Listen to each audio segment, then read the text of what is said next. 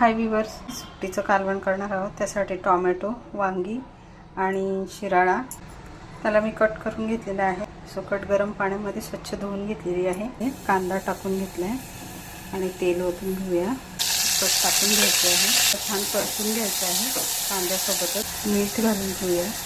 खरपूस फ्राय करून घ्यायचं आहे तेलावर. आपल्याला कांद्यासोबत सुकट छान फ्राय झालेली आहे. त्यावर आता हा टोमॅटो टाकून घ्यायचा आहे आपल्याला.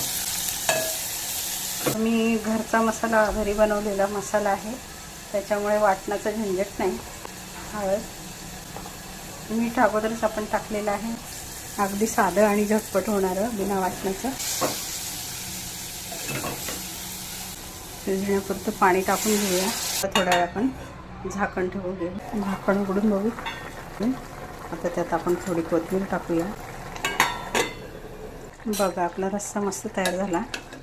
भाकरीसोबत, भातासोबत सुद्धा आपण खाऊ शकतो.